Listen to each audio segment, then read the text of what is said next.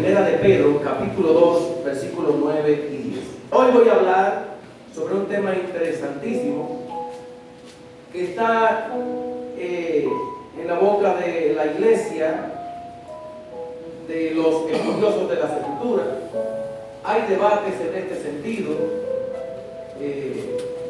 muchos encuentros en el mismo, y vamos a hablar precisamente de eso.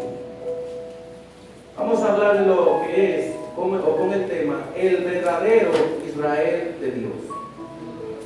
El verdadero Israel de Dios. Eso le va a tocar a todos, a cristianos y no cristianos. Primera de Pedro 2, 9 y 10.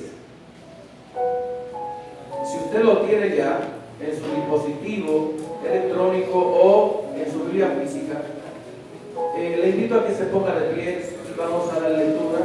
Póngase de pie una vez más, usted va a durar un tiempo largo mientras yo estoy de pie. Primera de Pedro, capítulo 2, versículo 9 al 10, dice de la siguiente manera: mas vosotros sois linaje escogido, real sacerdocio, nación santa, pueblo adquirido por Dios, para que anunciéis las virtudes de aquel que os llamó de las tinieblas a su luz admirable. Vosotros que en otro tiempo no erais pueblo, pero que ahora sois pueblo de Dios, que en otro tiempo no habíais alcanzado misericordia, pero ahora habéis alcanzado misericordia. Padre, por tu palabra, una vez más te damos gracias. Te pedimos, Señor, que nos ayudes a hablar con toda libertad de ella, que podamos, Señor, atesorarla en nuestros corazones, que podamos comprenderla y que reconozcamos por medio de ella quiénes somos delante de ti y también en el mundo. Padre, en el nombre de Jesús, que nuestra mente y corazón estén aquí para atencionar tu palabra en esta mañana, es mi deseo. Pueden tomar sus asientos.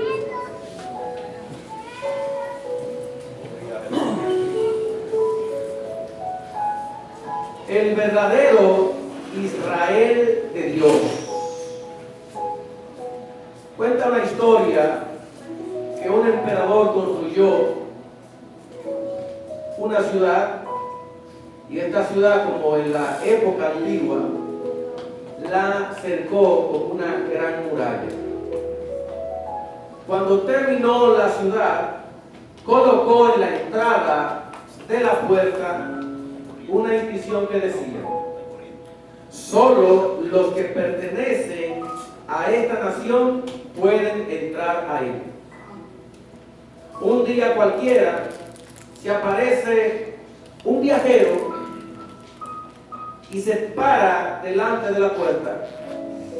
Era un extranjero, no era de la ciudad, y como ya había leído lo que decía en la puerta, para él poder entrar a la ciudad, tuvo que presentar una carta firmada por el emperador que decía: él pertenece a nuestra nación, déjenlo entrar.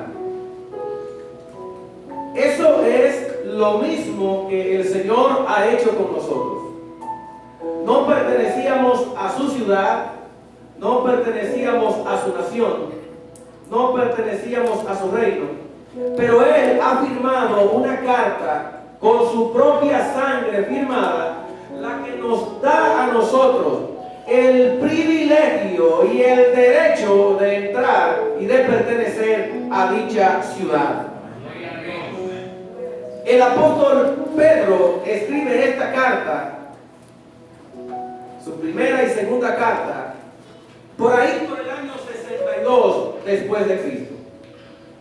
Pedro les escribe esta carta a cristianos que están siendo perseguidos. Perseguidos en primer lugar por el pueblo de Israel y perseguidos en segundo lugar por el imperio, que para la época gobernaba al mundo conocido. Estos creyentes estaban sufriendo y habían sufrido persecuciones. Creyentes que habían perdido sus casas, hogar, su posición en la sociedad, habían perdido su seguridad, pero Pedro les recuerda a ellos que por haber aceptado al Señor eran perseguidos, eran despreciados, eran rechazados. Pedro les recuerda que aunque el mundo los rechace, que aunque el mundo los vitupere, que aunque el mundo los persiga, que aunque el mundo los injurie, ustedes pertenecen al verdadero pueblo de Dios. Ustedes pertenecen a un pueblo no étnico ni de una nación X. Ustedes son el verdadero pueblo de Dios. Hoy, ese mismo mensaje nos alcanza a nosotros y nos ha definido, nos ha mostrado, nos enseña que no somos definidos por el mundo, sino que somos definidos por aquel que nos llamó de las tinieblas a su luz admirable. Cristo ha puesto en nuestros corazones un sello, nos ha dado una identidad nueva, nos ha llamado pueblo cuando no lo éramos, nos ha llamado personas de valía cuando no valíamos nada, nos ha tomado de lugares en donde vivíamos pisoteados para levantarnos en lugares, para posicionarnos en lugares altos. Así que, ¿cuál es el verdadero pueblo de Dios? ¿Quién es el verdadero Israel de Dios? Dios no tiene dos pueblos. Dios no está segregado ni partido en que aquella religión es la que pertenece a Dios, o aquella es la que pertenece a Dios, o esta es la que pertenece a Dios. Dios no está dividido. Él es un Dios que tiene un solo pueblo, un pueblo compuesto por todos los creyentes de todas las naciones del mundo, un pueblo compuesto por todos los creyentes independientemente de qué lengua hablen o de cuál sea su estatus social o a qué nación humana pertenezca. Él tiene un solo pueblo. Ahora vamos a ver qué es lo que identifica al verdadero pueblo de Dios de los demás pueblos. ¿Qué es lo que identifica, lo que convierte realmente a una persona a pertenecer al verdadero pueblo de Dios? En el libro que acabamos, o la carta que acabamos de leer, como punto número 1, vamos a ver lo siguiente.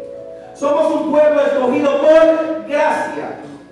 Este pueblo escogido por gracia no es un pueblo, no es una persona que compra su estadía, o que compra su ciudadanía, o que compra una residencia, o que hizo algo bueno para merecer ser llamado pueblo de Dios, para poder pertenecer al verdadero pueblo de Dios. No ha hecho absolutamente nada. Cristo lo ha hecho absolutamente todo. No hay una sola cosa que alguien pueda hacer como para poder decir: yo tengo la salvación ganada porque Dios hizo una parte, pero yo acabo de hacer la otra. De hecho, veo personas que parece ser que no entienden cuál es el verdadero sacrificio que Cristo hizo por nosotros en la cruz del Calvario. Escucho personas en redes sociales o mensajes que se destapan diciendo cosas tan heréticas como esta.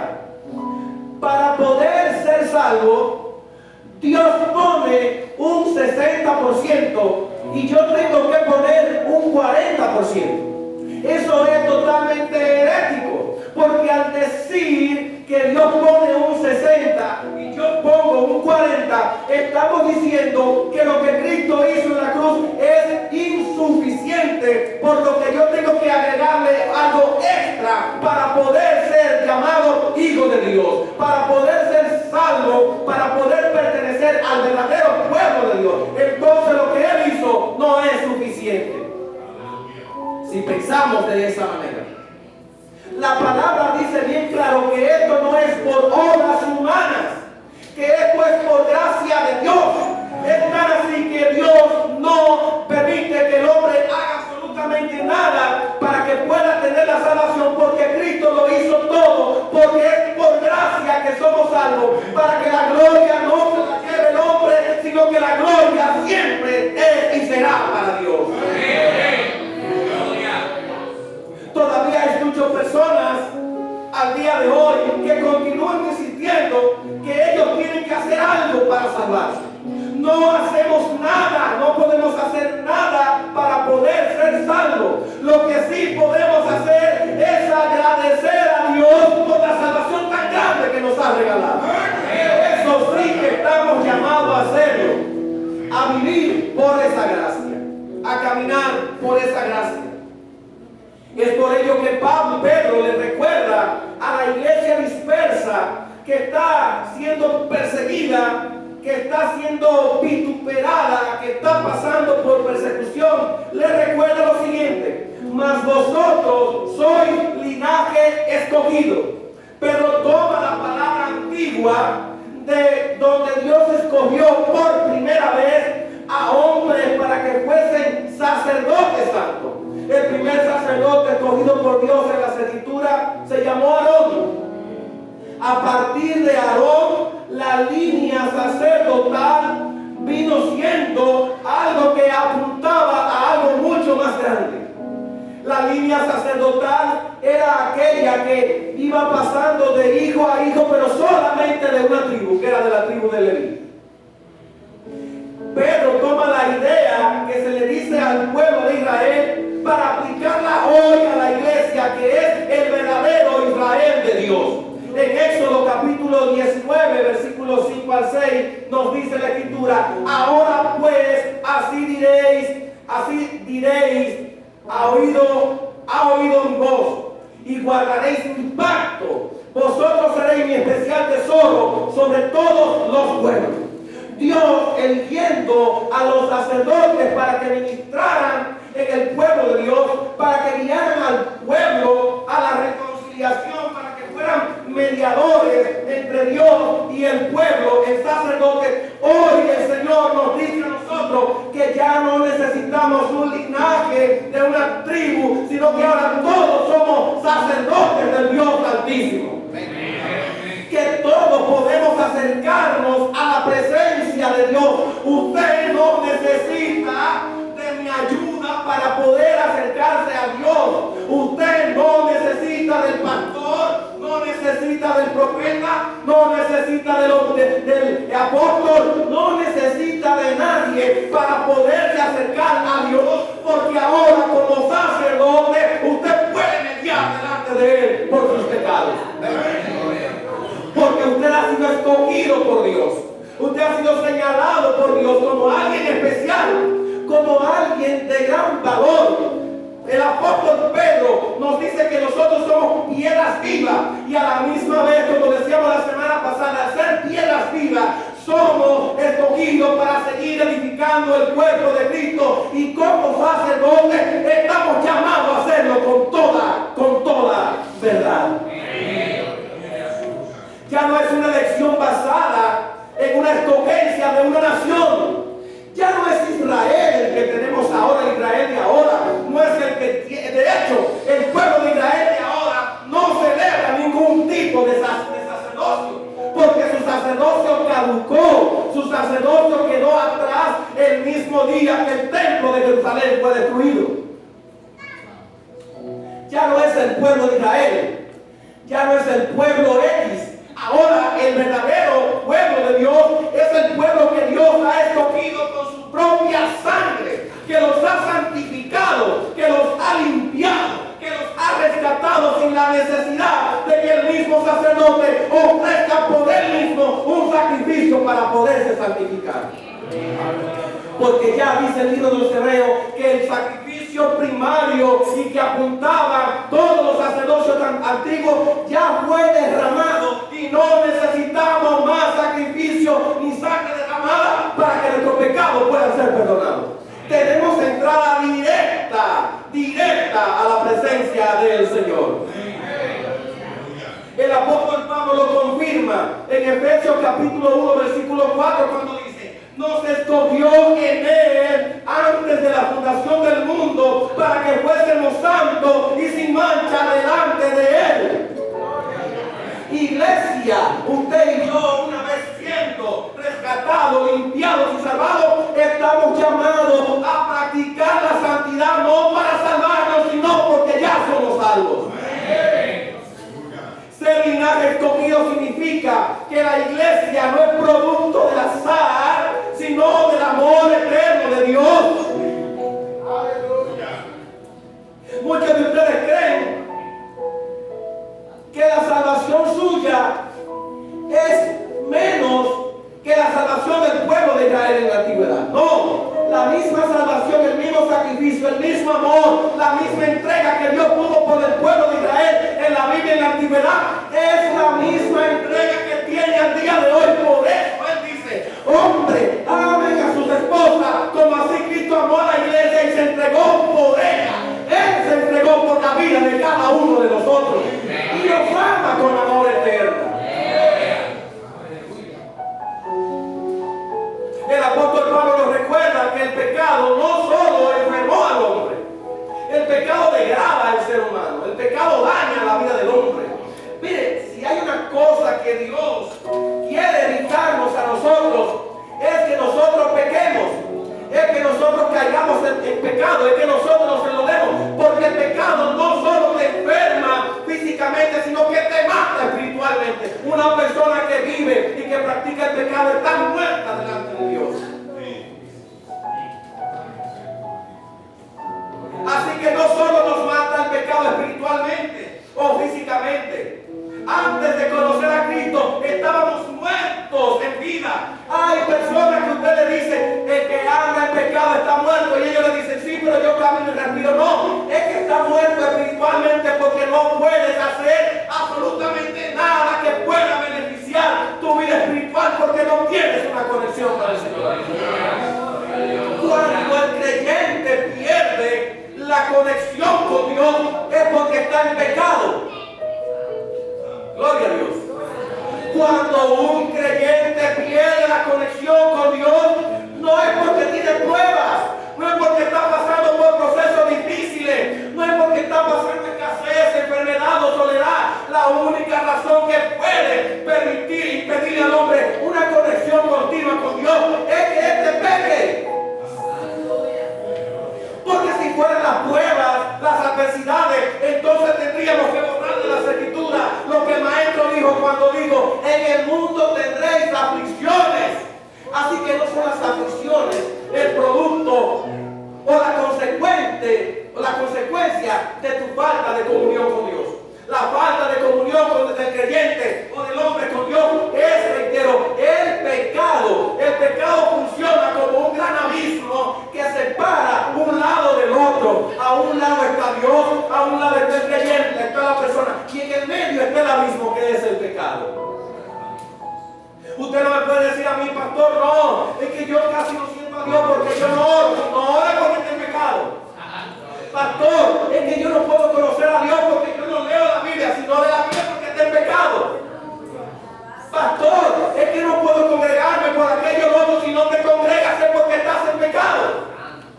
Porque todo creyente que tiene conexión con Dios busca estas cosas, porque sabe que estas cosas avivan su vida y le hacen cristiano firme y victorioso.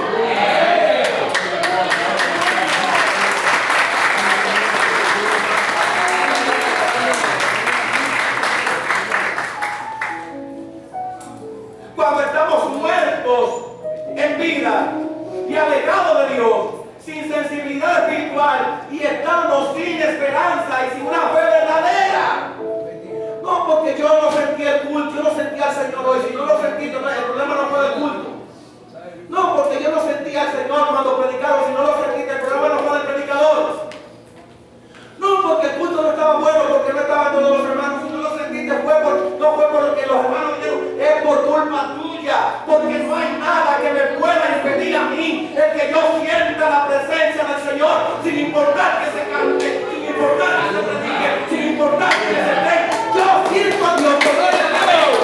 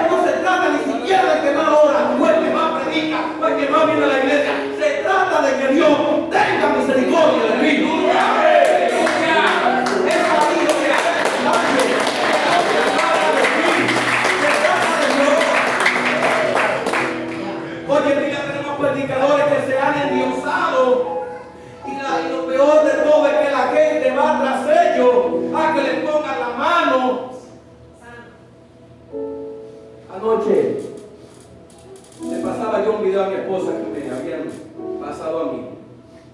Hay una congregación y ahí me parece que era el predicador, no sé si era el pastor, y toda la gente está reunida de él así ahí al lado de él, y él está hablando y agarra una botella de aceite y se vació esa botella de aceite arriba. Y mientras se vaciaba la botella de aceite sobre su cabeza, la gente estaba gritando y poniéndole la mano para que se le pegue lo que él tiene. Pero ¿a dónde es que hemos llegado? El verdadero pueblo de Dios y creyente no necesita intermediarios de los hombres. Tiene acceso directo a Dios para sentirlo para que se viera.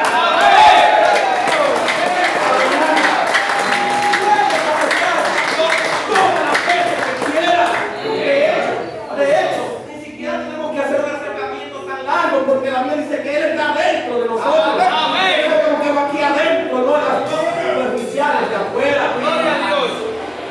Cosas todavía como para creer que un aceite tiene un aceite surte algún beneficio espiritual en vida. Por Dios, el aceite sirve para cocinar.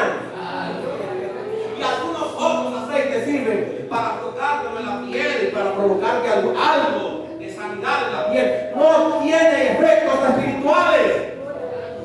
Iglesia, el aceite no tiene efectos espirituales. No importa que sea oliva o extra virgen, no importa que sea de las mejores del viñedo, de los olivos. El aceite es aceite, punto. Pero Dios no es Dios y punto. Dios es desde la eternidad hasta la eternidad. Lo siento porque Él es verdadero, Él es real y está dentro de mí.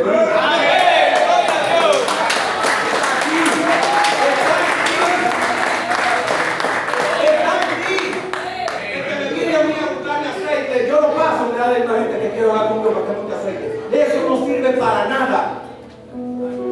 Porque la unción no está sobre un aceite. La verdadera unción, dice la Escritura, que el que tiene a Cristo tiene la unción del Santo. ¿Cómo usted me va a suplantar un efecto, un asunto, un artículo material y decirme que eso es Dios? Que eso es el Espíritu Santo. Por Dios.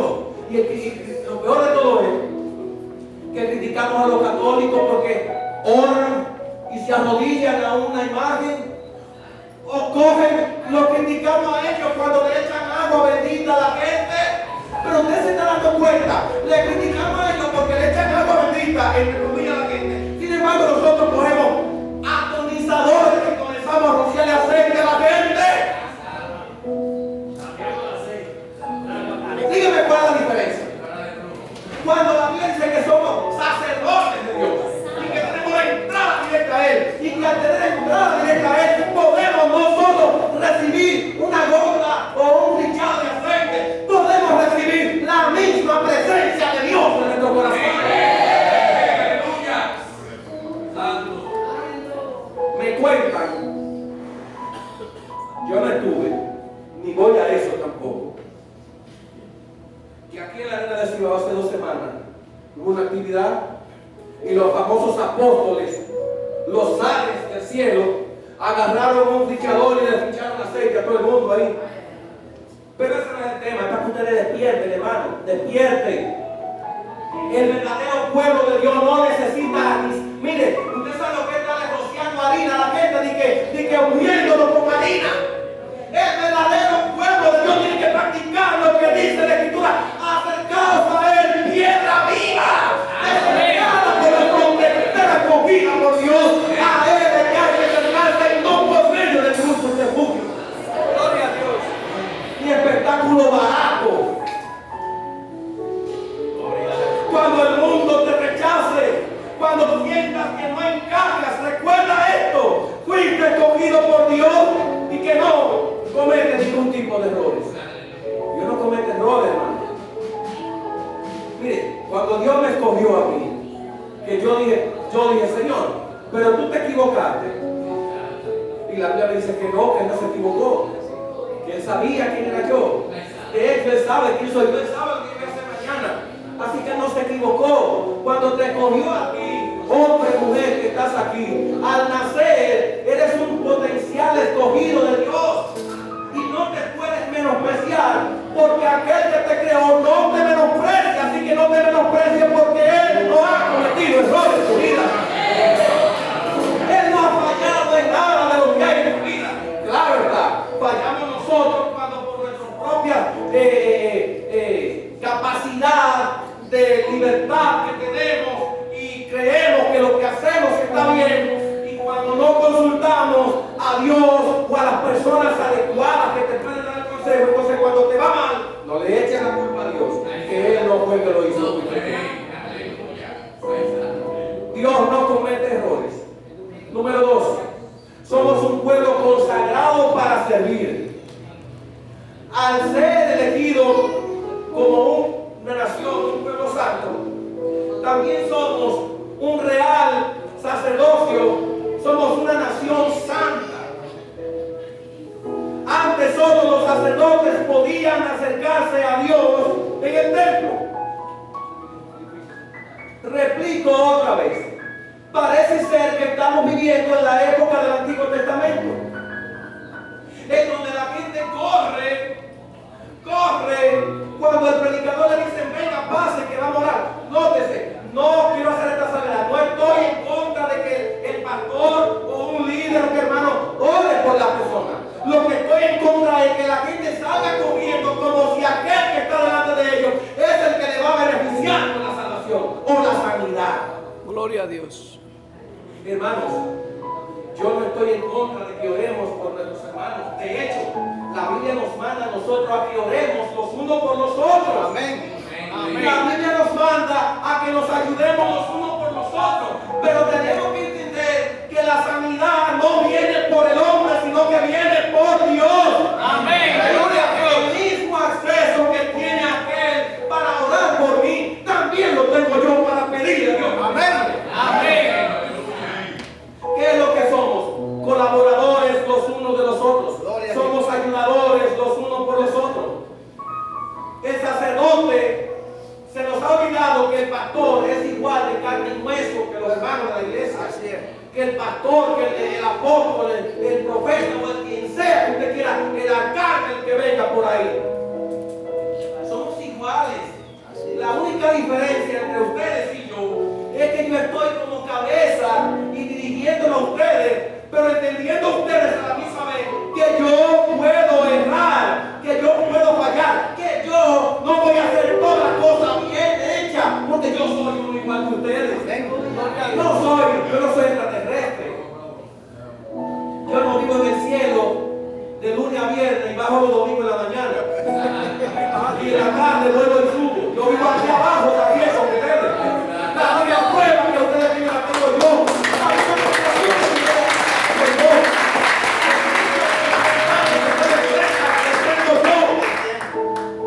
Sí, cuando Dios llama a un hombre para que le sirva, sí, la Biblia dice que Dios lo capacita, le da una porción de su presencia. No es que él tiene más que los demás, sino que Dios lo ayuda, porque tal tarea Dios no puede depositarla en una persona que se comporta igual que todo el mundo, en el sentido de la responsabilidad, de la entrega, de la búsqueda. Tiene que ser, no estoy diciendo que ese sea yo, pero tiene que ser alguien que se dedique a amar las cosas de Dios para que pueda ministrar y servir las cosas de Dios. Amén. Solo el sacerdote podía entrar una vez al año al templo para ofrecer sacrificio por todo el pueblo. Pero ¿sabe qué es lo peor de todo eso? Es que aunque éste podía entrar en la presencia del Señor una vez al año en el lugar santísimo, antes de él entrar allí tenía que ofrecer un sacrificio por él. ¿Por qué? Porque él era igual que los demás. ¿Por qué? Porque él también tenía que santificarse. ¿Por qué? Porque él también tenía los mismos pecados del pueblo. Así que no existía diferencia.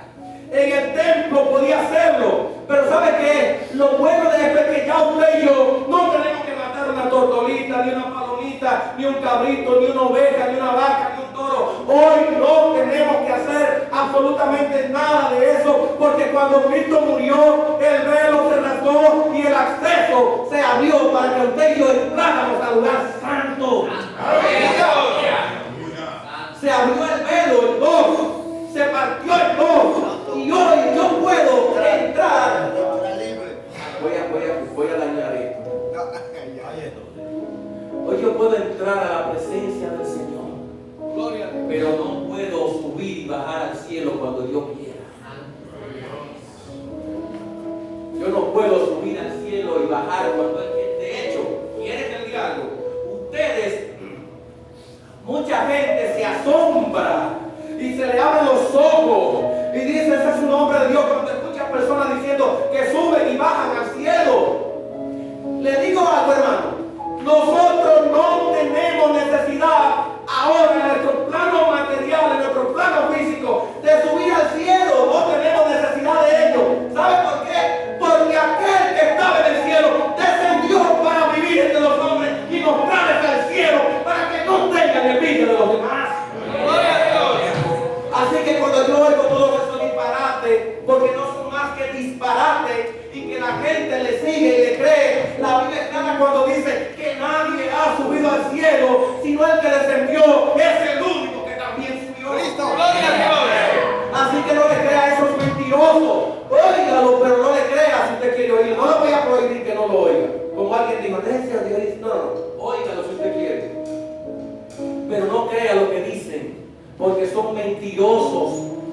El verdadero pueblo de Dios tiene que escuchar una voz, tiene que ser una voz que le venga de la misma palabra de Dios, pero no solamente dicha, sino bien explicada. Gloria a Dios. Porque cualquiera la puede hablar, pero no cualquiera la puede explicar. Gloria a Dios. El acceso fue abierto para que todos los que crean entren. El libro de Hebreos capítulo 4 versículo 16 nos dice: acerquémonos pues confiadamente al trono de la gracia para que hallemos oportuno socorro en el momento más difícil en el que nos encontremos. Podemos acercarnos y tener acceso a Él diariamente. Hoy cada creyente es un sacerdote. Cada creyente, usted a veces, la iglesia no lo ha comprendido, el creyente no lo ha comprendido, el padre de familia no lo ha comprendido, la madre de familia no ha comprendido que en su casa es un sacerdote. Y no solo cualquier sacerdote, es un sacerdocio mejor.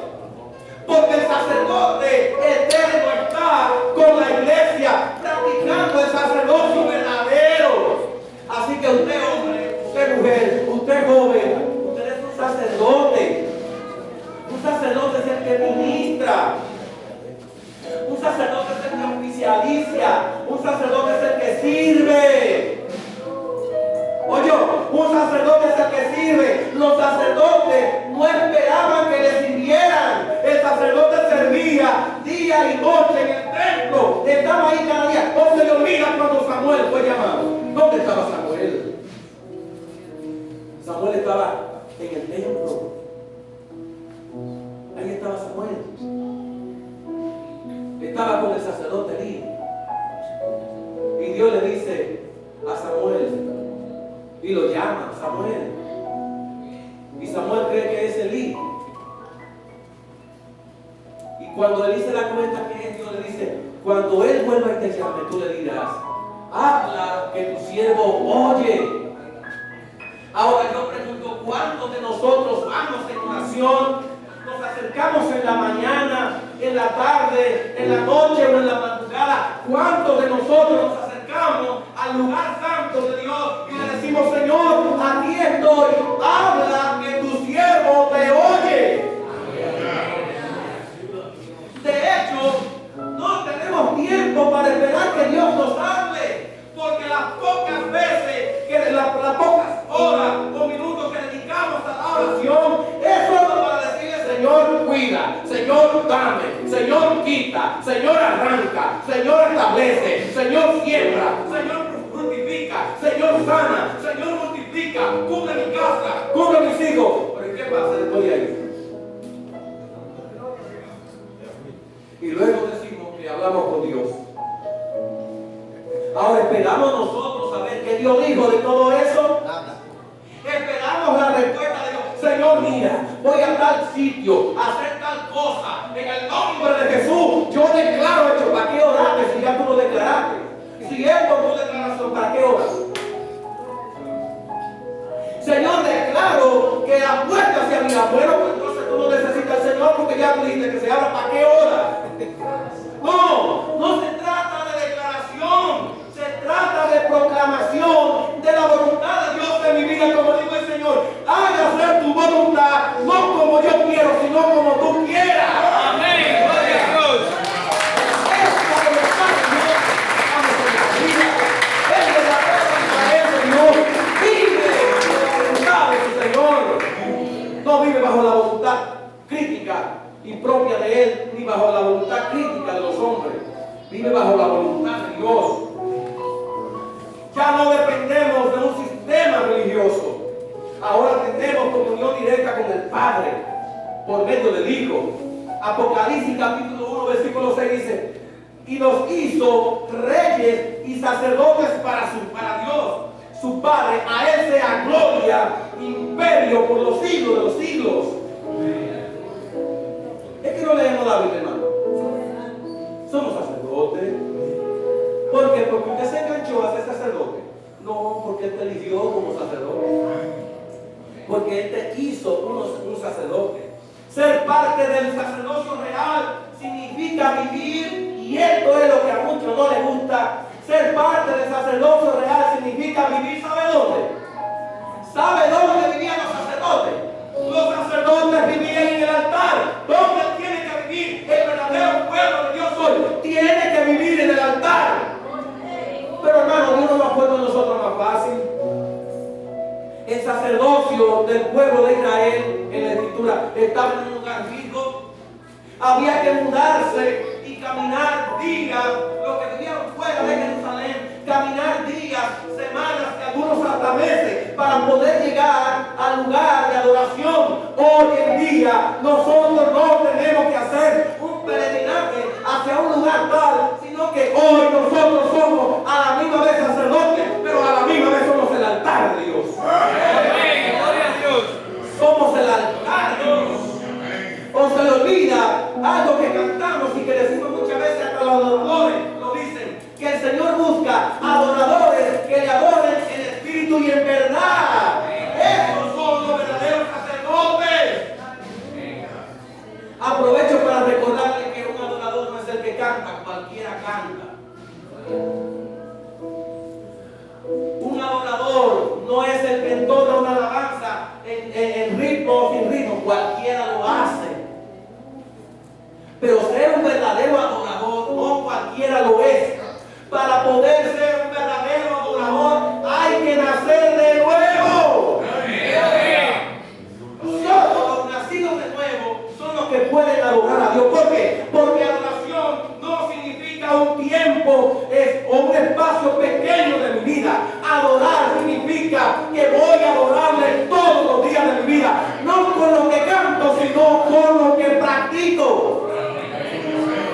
Los verdaderos adoradores practican una vida santa, devocional, de servicio al Señor. Es por eso que Hebreos capítulo 13, versículo 15 dice: así que ofrezcáis siempre a Dios por medio de Él sacrificio de alabanza, es decir, fruto de labios que confiesen su nombre. Gloria a Dios. Creo que la cantaron ahorita, o luego la canta: hoy quiero más de ti. Eso no es alabar y eso no es adorar. No, eso es cantar. Eso es cantar. Alabar es el fruto de mi vida. Lo que yo muestro delante de la gente que soy. Cómo me comporto delante de la gente. Es lo que el Señor anda buscando. Los verdaderos frutos de una vida consagrada a Dios. Es lo que muestra al mundo para que el mundo quiera parecerse a ti. Y no que tú seas uno igual o más en medio de ellos. Gloria a Dios. Cuenta una persona, no, escuché una vez a alguien que dijo, escuché a un diputado que después de mucho tiempo, no aquí, después de mucho tiempo, Alguien que lo había escuchado y visto muchas veces en la Cámara de Diputados, un día más que otro se lo encuentra en la iglesia y le dice a la persona: oh, ¿y usted es cristiano?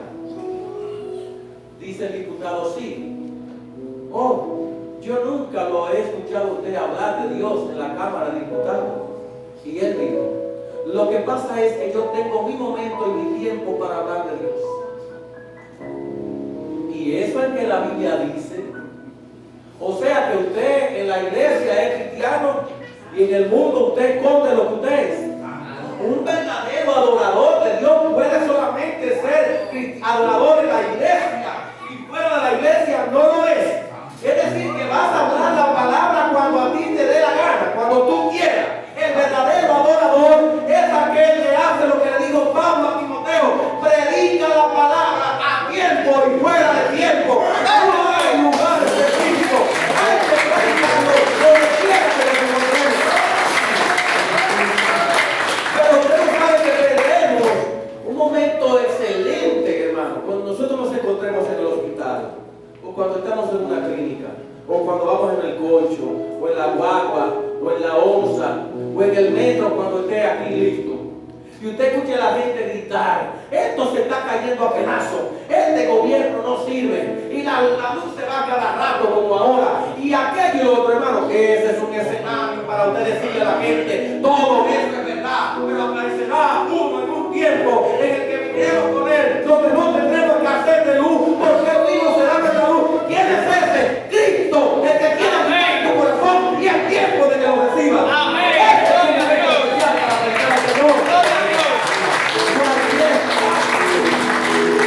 Cualquier espacio donde usted oiga a la gente quejarse es oportuno para predicar de él. Tú no fuiste salvado solo para ocupar un asiento ahí en la iglesia. Sí, hay personas que se han ido de la iglesia porque le han dicho: usted no vino a ocupar un asiento, pero hermano, esa es la pura realidad.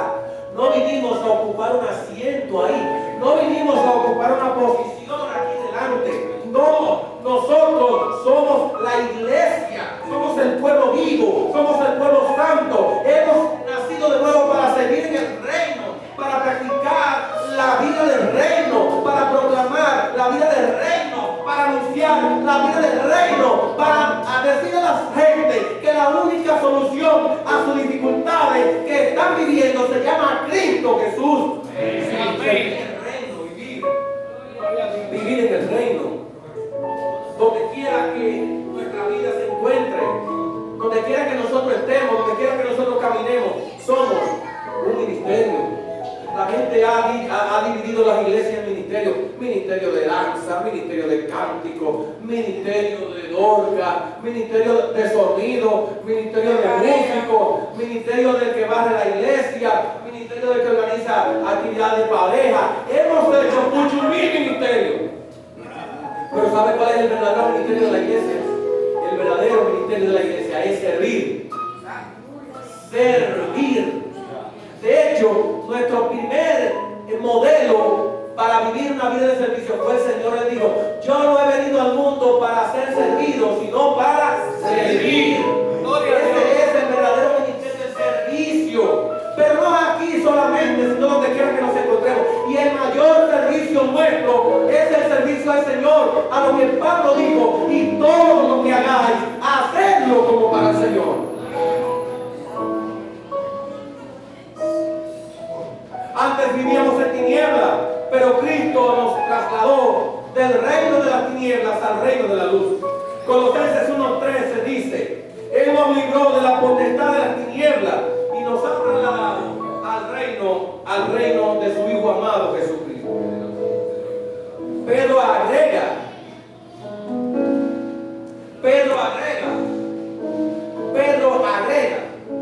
Dios no nos escogió para escondernos, sino para proclamar su gloria. La elección divina siempre tiene un propósito. El propósito es ser testigos de su poder, ser testigos de su gracia, ser testigos de su redención, ser testigos de su amor. Antes vivíamos en tinieblas, pero Cristo nos trasladó de allí a la luz.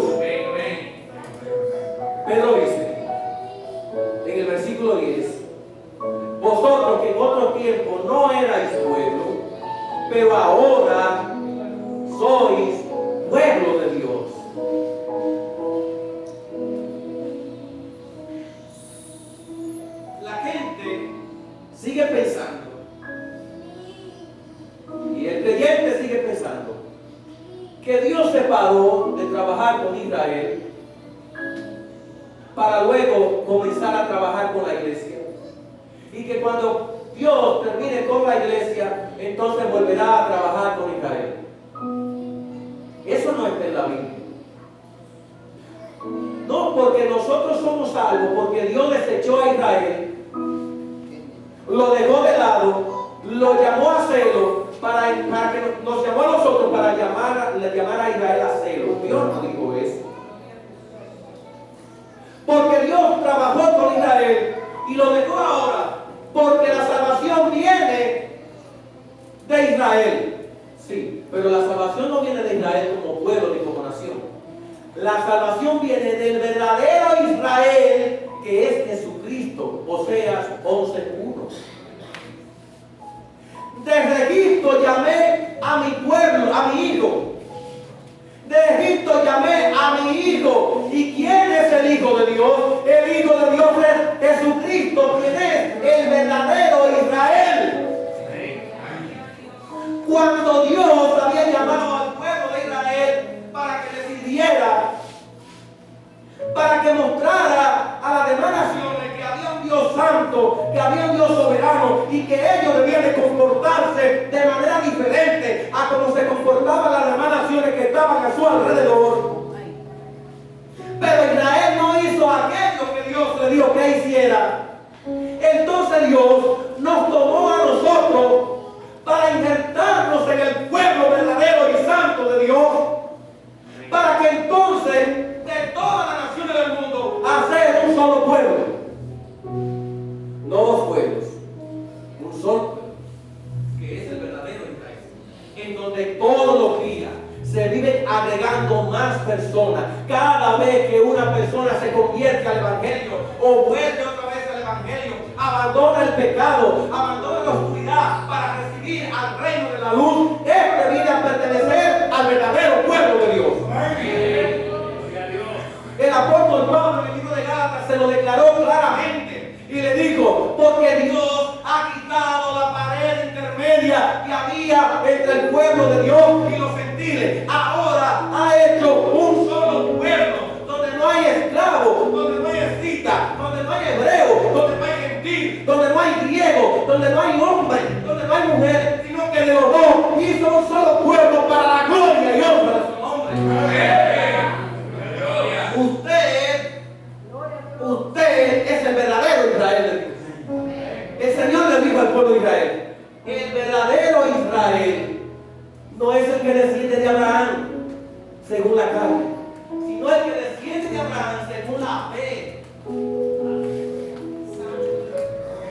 Cuando Jesucristo dijo al pueblo de Israel en Juan 8, le dijo: ustedes creen que son hijos de Abraham, y yo les voy a decir, el papá de ustedes no es Abraham. El papá de ustedes, y tengo que decir así, aunque suene feo, pero la Biblia lo dice: el papá de ustedes, el padre de ustedes es el diablo, porque las obras del diablo es la que ustedes hacen. Si ustedes fueran hijos de vuestro padre Abraham, las obras de vuestro padre Abraham ustedes hicieran. Así que no es hijo de Abraham aquel que lo es según la etnia, es hijo de Abraham aquel que es según la fe puesta en Cristo Jesús. Ese es el verdadero Israel. Yo soy israelita. Yo soy israelita. ¿Sabe por qué soy israelita? Porque vengo del linaje del verdadero Israel, que es Cristo Jesús, el cual nos hizo a nosotros aceptos en él amado. Miren lo que dice Oseas capítulo 1 versículo 10.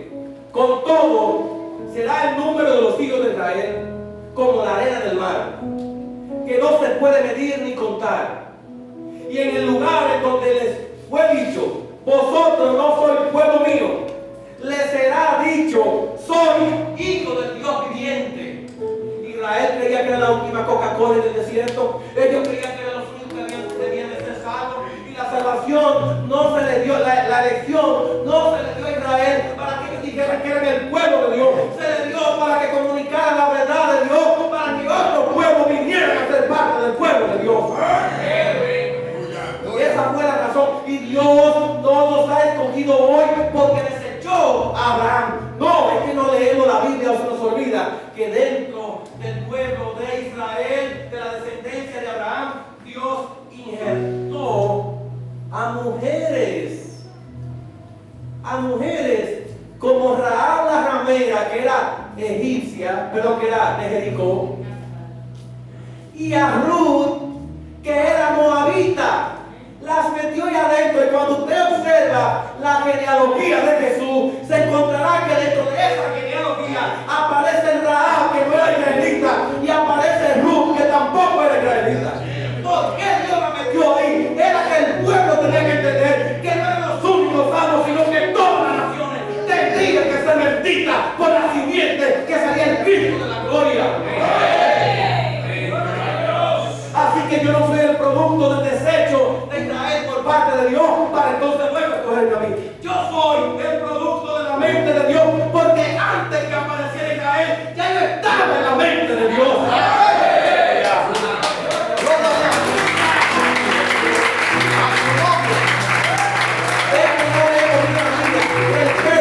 Antes de que Dios eligiera a Israel, ya usted y yo como iglesia estábamos en la mente de Dios.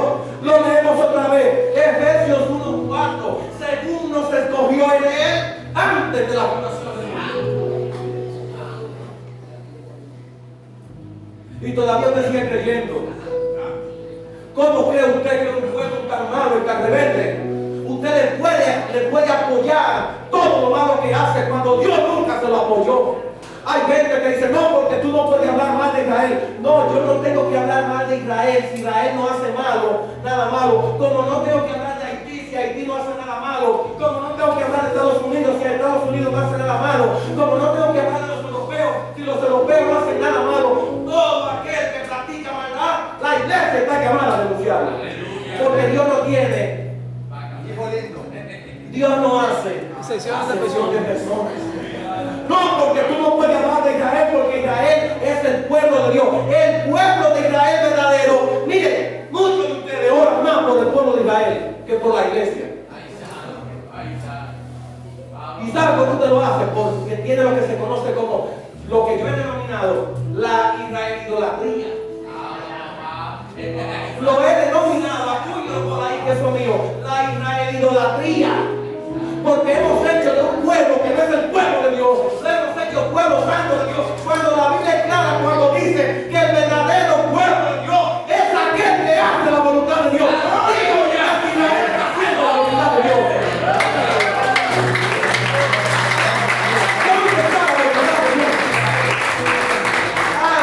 Que Dios va a salvar a Israel, a los israelitas, sí, a todos los que se conviertan. Pero que se conviertan cuando, ahora, porque el tiempo de salvación es ahora. Ese ahora es hasta que Cristo venga. Después que Cristo venga, no hay oportunidad de salvación para nadie.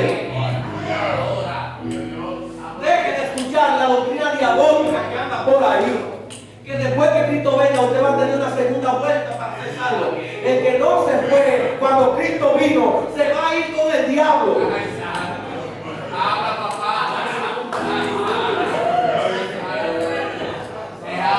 El que no se prepara ahora, el que no se prepara ahora, el que no se prepara para el segundo regreso de Cristo, el que no se está preparado y ha lavado su ropa en la sangre del Cordero y la sangre del Cristo, no hay chance ni para Israel, ni para Abraham, ni para Moisés que aparecen ahora.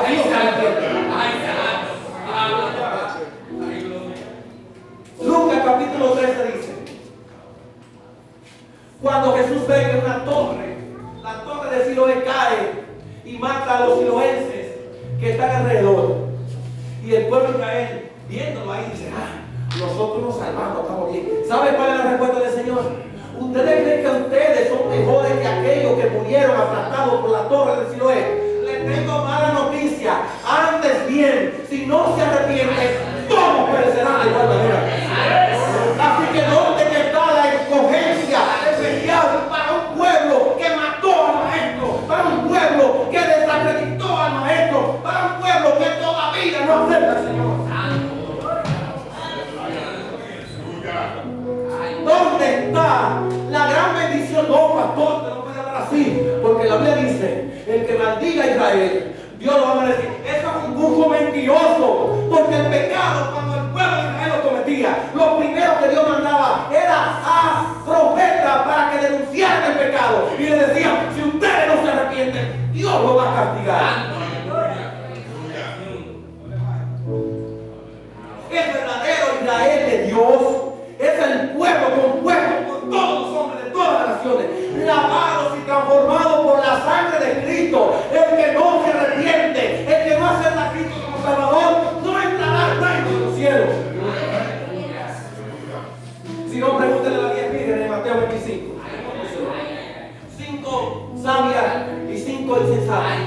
Las 5 insensatas estaban dentro de la iglesia pero junto con las 5 prudentes. Y las 10 estaban ahí mezcladas. Sí, pastor. Ay, pastor, los que están aquí se van a salvar.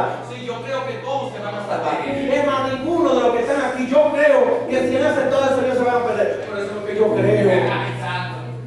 Eso es lo que yo creo.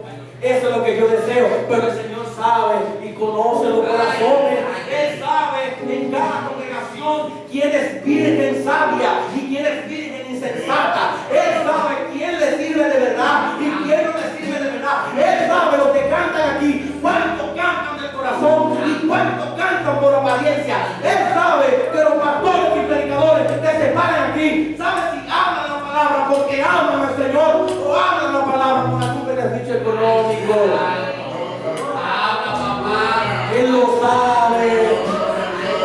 Es por eso que la Biblia es clara cuando dice: engañoso es el corazón más que todas las cosas, y quién lo conocerá sino solo tú, Jehová. Amén. Así que Pablo, Oseas, al citar a hablar en este texto, está mostrando que los gentiles, antes ajenos al pacto de Dios, han sido incluidos al nuevo Israel espiritual. Somos el nuevo Israel, el verdadero Israel espiritual. ¿Y qué más? En Romanos 9:25 se nos dice, como también en Oseas dice Pablo cuando cita al libro de Oseas: llamaré pueblo mío al que no era mi pueblo, y a lo que no es amada, amada. Y en lugar donde se les dijo: vosotros no sois pueblo, allí será llamado hijo del Dios viviente. La misericordia de Dios nos hizo un solo pueblo, redimido por la fe en Cristo Jesús. No podemos callar lo que Dios ha hecho con nosotros. Nuestra vida debe anunciar su luz donde quiera que nosotros vayamos. Cuenta alguien que un hombre caminaba de noche con una pequeña lámpara, obviamente encendida. Y cuando un joven lo encuentra en el camino, le dijo: ¿y de qué te sirve a ti esa pequeña lámpara encendida entre tanta oscuridad?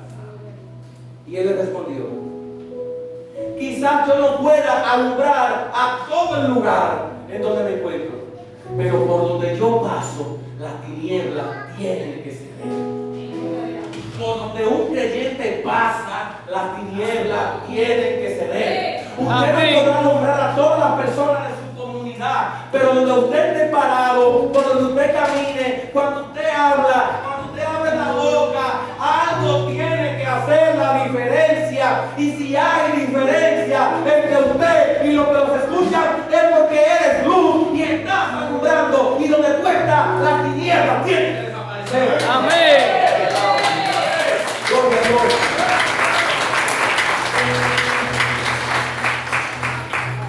Hermoso, es hermoso ser parte del pueblo de Dios. Hermano, eso es el ser pueblo de Dios. Es llevar la luz de Cristo a cada rincón donde nosotros nos encontremos. En conclusión, hoy el Señor nos recuerda quiénes somos. En primer lugar, somos linaje escogido, llamados por gracia, por su gracia. Somos real sacerdocio, consagrados para servir. Somos nación santa, separados para su gloria. y somos pueblo adquirido, comprados con la sangre de Cristo Jesús. Vivamos entonces como el verdadero pueblo de Dios, reflejando la luz, su proclamación, su amor, su grandeza y extendiendo su reino por donde quiera que nosotros pasemos. Porque lo que en otro tiempo no era pueblo, ahora son pueblo de Dios. Aleluya, gloria a Dios, que somos parte del pueblo del Señor.